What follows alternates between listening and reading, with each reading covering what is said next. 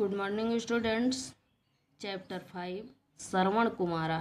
श्रवण कुमार का नाम तुम लोगों ने सुना होगा। उसी के बारे में इस चैप्टर में जो है बताया गया। मैं इस चैप्टर का एक्सप्लेन कर रही हूँ। तुम लोग वीडियो को देखकर इस एक्सप्लेन को दोबारा रिवाइज करना। ठीक, एक्सप्लेन ज़रूर देखना। वीडियो देख के तुम लोगों को समझ में आएगा कि हाँ इनकी कहानी क्या है। ठीक, प्राचीन काले एक पितृभक्तः श्रवण कुमार आसीत्। प्राचीन काल मतलब एक पुराने समय में एक पितृभक्त श्रवण कुमार थे। पितृभक्त मतलब अपने पिता की आज्ञा को, माता पिता की आज्ञा को मानने वाले। तस्य माता पिता च नेत्रहीनम आस्ताम। उनके माता और पिता नेत्रहीन थे, मतलब अंधे थे। एकदा तौ स्वपुत्रम अकथम। एक बार उन्होंने अपने पुत्र से कहा, भो पुत्र, हे पुत्र, आवयो इच्छा अस्ति। मेरी यह इच्छा हो रही है, यत तीर्थाटनम कुर्यावः। हम लोग तीर्थ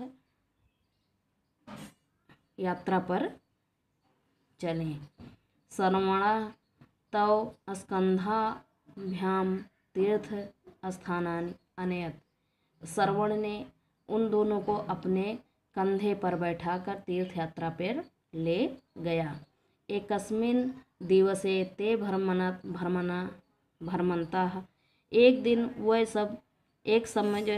वह सब घूमते ही अयोध्या के निकट पहुँच गए। घूमते घूमते जो है अयोध्या के पास पहुँचे। पिता अकथयत। पिता बोला, आमाम पिपास तो स्वजलम आनय। हम दोनों को प्यास लगी है, बेटा तुम हम दोनों को पानी पिलाओ। सह जलम आने तुम नदीम अगच्छत। वह जल को लाने के लिए नदी के पास गया। श्रवणा यदा कुंभम जले निमंजति। श्रवण ने जैसे ही अपने घड़े को जल में डाला, तदा कुंभस्य शब्दम श्रुत्वा कोऽपि गजः नदाम जलाम पिबत इति मत्वा राजा दशरथा ध्वनि बाणम अक्षिपत।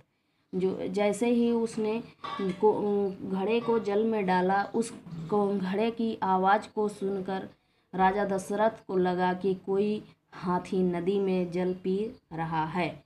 वो यह सुनकर राजा दशरथ ने अपने ध्वनि बाण को छोड़ दिया। बाणा श्रवणे अलगत। बाण जो है श्रवण को लग गया। तेन श्रवणः मृतः। इससे श्रवण की मृत्यु हो गई।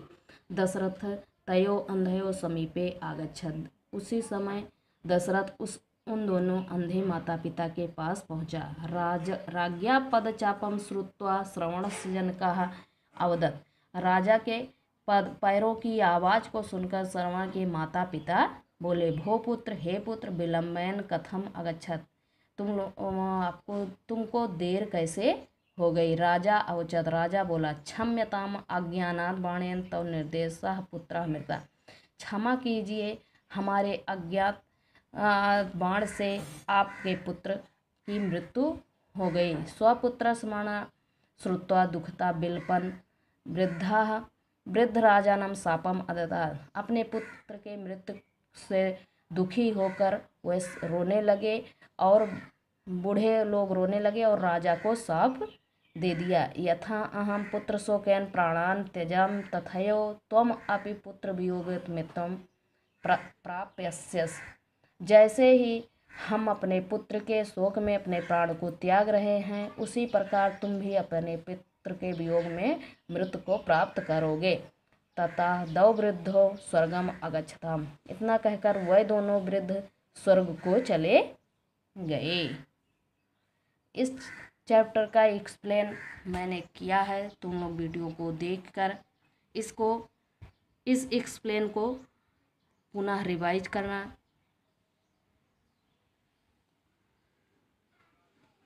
उसके बाद इस चैप्टर की वर्ड मीनिंग तुम लोग फेयर कॉपी में राइट करके रखना। प्राचीन काले मतलब प्राचीन समय में, एकदा माने एक दिन, इस कंधा माने कंधों से, पिपासतो में प्यास से व्याकुल, आने तुम लाने के लिए, मत्तो मानकर, ध्वनि बाणम शब्द भेदी बाण, आस्ताम माने थे, अवयव माने हमारी, भ्रमता माने घूमते हो, निक्सा माने पास, आने माने लाओ, मृता माने मर गया, क्षमता माने क्षमा करो। इस चैप्टर का एक्सप्लेन तुम लोग पुनः रिवाइज करना। उसके बाद इसकी वर्ड मीनिंग फेयर कॉपी में राइट करके रखना। फिर उसके बाद मैं नेक्स्ट वीडियो में तुम लोगों को इसकी एक्सरसाइज और क्वेश्चन आंसर राइट करवाऊंगी। Thank you, have a nice day.